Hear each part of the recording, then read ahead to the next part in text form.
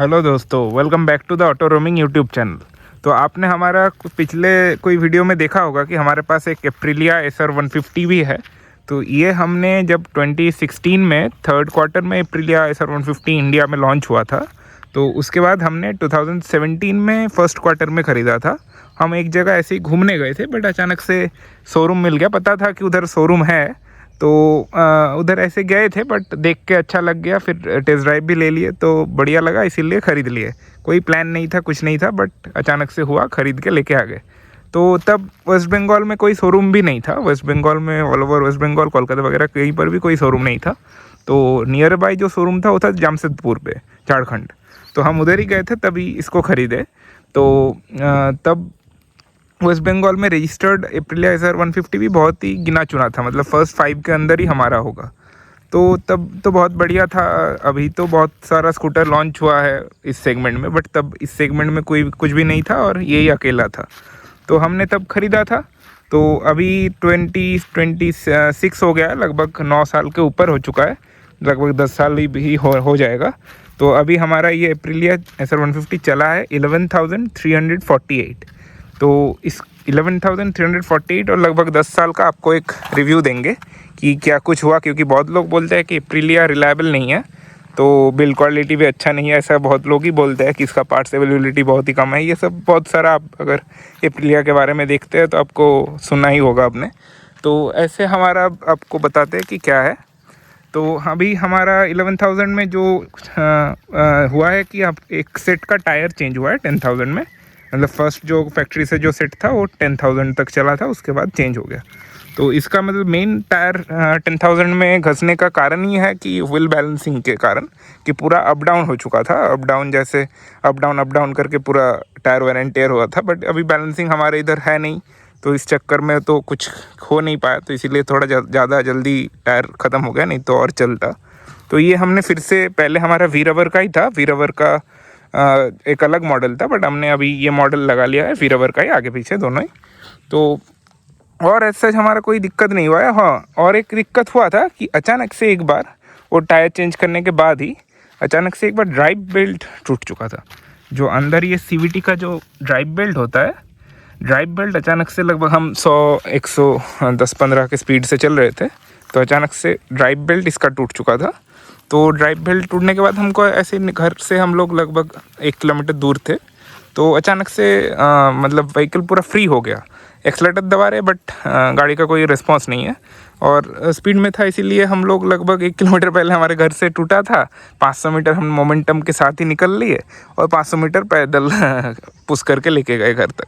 फिर जब CVT का हमको अंदाज़ा हो गया था कि ये CVT का ही कोई इशू है, तो हम पूरा CVT को जब भी खोले तो देखा कि पूरा ड्राइव बेल्ट जो था PSGO का ओरिजिनली था, जो फैक्ट्री से लगा हुआ था, वो पूरा एकदम पाउडर जैसा पूरा टूट चुका है। और उसका रेडियल वायर होता है, तो वायर वगैरह भी पूरा एकदम पुली वगैरह में पूरा मतलब लग गया था।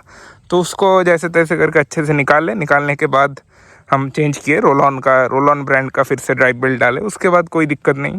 और ये तो मतलब इसका स्टेबिलिटी वगैरह, हैंडलिंग वगैरह तो बहुत ही बढ़िया है। कंफर्ट भी, राइडर कंफर्ट भी बहुत ही बढ़िया है। हम लगभग कभी ऐसा भी हुआ है कि हम यहाँ से बैंकुड़ा में रहते हैं, जो जिनको पता है उनको पता है। तो बैंकुड़ा से हमारा कोलकाता है लगभग 220 किलोमीटर।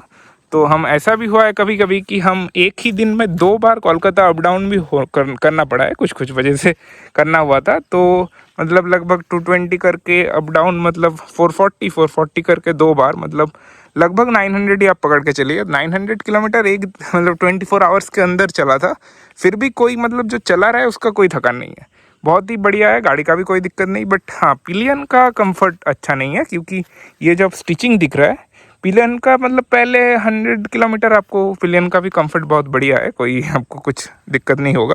बट 100 के बाद थोड़ा करके ये जो स्टिचिंग है, इसके पास थोड़ा दर्द होता है हिप में इसमें दर्द होता है। फिर दर्द होना स्टार्ट होने के बाद और 50-60 किलोमीटर जाने के बाद वो दर्द भी आपका, मतलब वो जगह ही पूरा ऐसे नॉनसेंस जैसा हो जाता है कि आपको दर्द पता ही नहीं चलेगा, पूरा सुन्न हो गया होगा। तो ये पिलियन के लिए इतना कंफर्टेबल नहीं है लॉन्ग जर्नी में। शॉर्ट में तो चल जाएगा, 100 किलोमीटर 150 किलोमीटर के अंदर आप अगर चलेंगे तो चल जाएगा, बट उससे ज़्यादा का पिलियन का कंफर्ट अच्छा नहीं है। तो ये है। बट राइडर का तो आप अनलिमिटेड किलोमीटर चला लीजिए। ब्रेकिंग भी बहुत बढ़िया है, ब्रेकिंग भी एकदम जहाँ पर आप रुकना चाहेंगे वहाँ रुक जाएगा, कोई मिट्टी है कुछ है कोई दिक्कत नहीं, तो बढ़िया है। और ऐसे हमारे साथ तो एक्सपीरियंस बहुत ही बढ़िया रहा है एप्रिलिया का। पार्ट्स अवेलेबिलिटी भी कोई दिक्कत नहीं है। तो पहले तो हमारे वेस्ट बंगाल में शोरूम नहीं था, बट उसके बाद जब हुआ तो थोड़ा बहुत पार्ट्स जो लगता था वो मैनेज हो जाता था। और ऑनलाइन में भी बहुत सारा वेबसाइट है जहाँ पर एप्रिलिया का ओरिजिनल पार्ट्स भी आपको मिल जाता है। तो ये सब बढ़िया ही है। और ऐसा तो कोई हमको दिक्कत फेस हुआ नहीं। और बिल्ड क्वालिटी भी हमको बहुत ही बढ़िया लगा, क्योंकि ऐसे ऐसे हम चलाए हैं कि वो ऐसे कोई अगर दूसरा स्कूटर वगैरह होता जो रिलायबल ब्रांड सो कॉल्ड है तो शायद कुछ भी हो सकता था। मतलब 120 पे 115 में नॉन स्टॉप चल रहा है, 100 kilometre 200 kilometre 300 kilometre non stop, मतलब कोई स्टॉप नहीं, जस्ट पकड़ के रख लिए, एक्सीलरेटर को पकड़ के रख लिए। तो ऐसे तो इंजन का भी कोई दिक्कत नहीं है। तो चलिए अभी ड्राइव में चलते हैं, राइड में, फिर आगे बोलते हैं।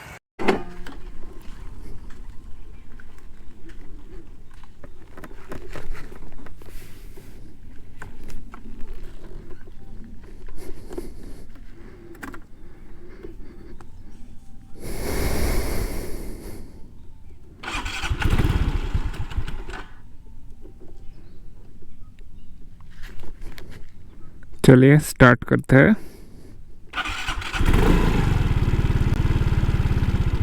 ये हमारा एप्रिलिया इतना मतलब 10 साल में इतना कम चला है, क्योंकि ये हमारा सबसे कम चलने वाला व्हीकल है। ये हम चलाते ही नहीं है, बहुत ही रेयर, कोई काम में मतलब कोई दूर जाना है तभी निकलते हैं, नहीं तो लोकल में तो निकलता ही नहीं है। तो इस चक्कर में बहुत ही इसका किलोमीटर कम है 10 साल के हिसाब से, मतलब पर साल लगभग 1000, मतलब बहुत ही मिनिमल। मतलब ये जब चलता है तब 400-500 किलोमीटर चल लेगा, बट जब नहीं चलेगा तब शायद हो सकता है कि महीने में निकला ही नहीं, अब 2-3 महीना नहीं निकला। अभी तो जब हम चला रहे हैं तो ये आपका लगभग 4-5 महीना बाद गाड़ी निकला है। तो इसलिए इसका बैटरी भी बैठ चुका था, तो चला रहे, थोड़ा चार्ज भी होगा बैटरी। देखिए पूरा ग्रेवल रोड है, इसमें ही 60-70 में चल रहा है, पूरा लूज मिट्टी है, कोई दिक्कत नहीं। हाँ, और एक बात, जब हम मतलब 2016 का, हाँ 2017 में हम ख़रीदे थे, तो 2017 में तो BS4 हुआ था, BS3 से BS4 अप्रैल में, बट हम अप्रैल से पहले ही ख़रीदे थे। बट एप्रिलिया ही सिर्फ एकमात्र ऐसा व्हीकल था, या टू व्हीलर आप बोल सकते हैं, जो कि मतलब मैंडेटरी होने से पहले ही आपका BS4 होके रखा था। पियाजियो का वेस्पा वगैरह भी था, तो वो सब आपका सेम ही इंजन है। 150 का जो वेस्पा 150 था वो भी सेम इंजन था, बट उसका BS4 रेडी था।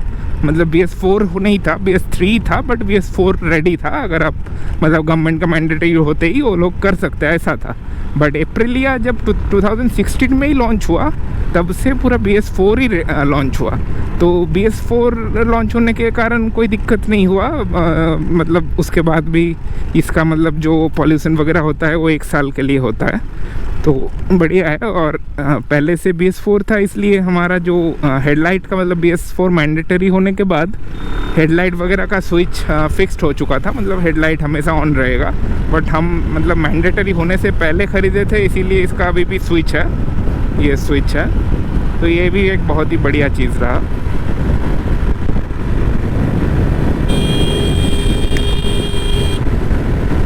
देखिए तुरंत 100 के आसपास आ गया।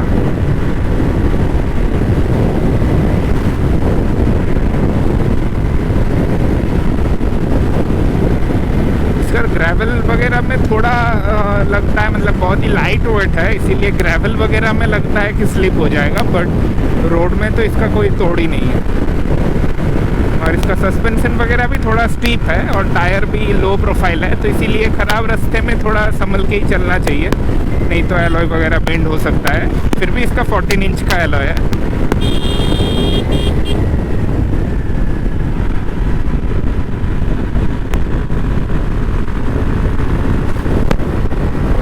मतलब 120 इसका लिखा हुआ है और 120 मतलब 119 में आप पकड़ के रख सकते हैं, ऐसा इसका कैपेबिलिटी है। आप 120 में अगर पकड़ लेंगे तो मतलब फुल एक्सीलेटर करके रखेंगे तो 120 के ऊपर चला जाएगा, 121-22 चला जाएगा, उसके बाद फिर से कट होके 115 या 110 में लेके आ जाता है। बट अगर आप 119 में इसका एक्सीलेटर पकड़ के रखेंगे एक जैसे करके, तो ये आपका 119 में ही रह जाएगा, नहीं तो कट होके नीचे आ जाता है।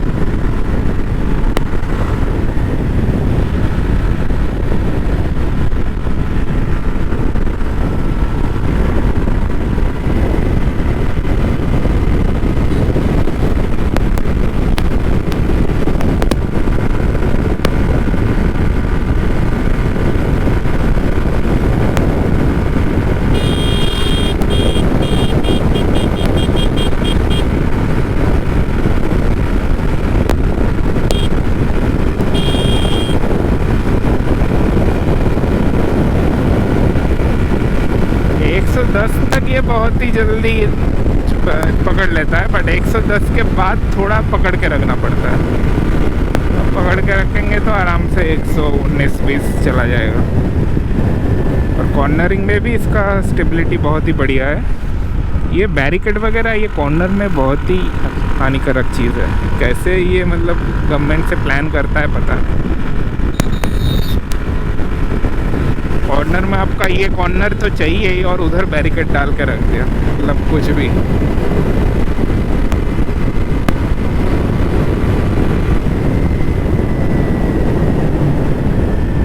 देखिए मैं एंड मौके में जाके स्पीड ब्रेकर के आगे ब्रेक मारूंगा, पूरा बैठ गया।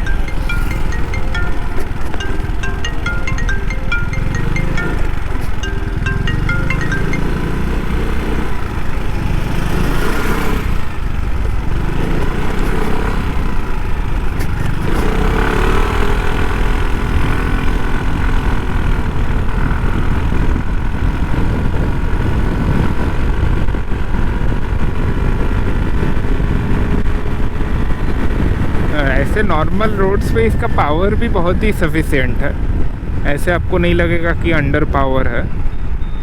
हाँ एकदम हाईवे में मतलब प्रॉपर जो हाईवे वगैरह होता है 6 लेन, उसमें आपको थोड़ा लग सकता है कि और थोड़ा पावर होता तो अच्छा होता। बट ये आपका जो स्पीड लिमिट होता है 80-100, उसके अंदर आप आराम से क्रूज इससे कर सकते हैं।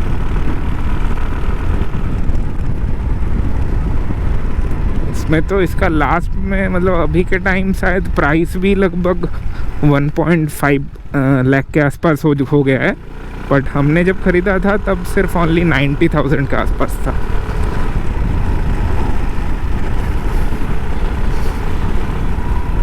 अभी थोड़ा बहुत इंजन तो अभी भी सेम है, बट उसका ब्रांडिंग मतलब ये 154 या 156 से सीखा है।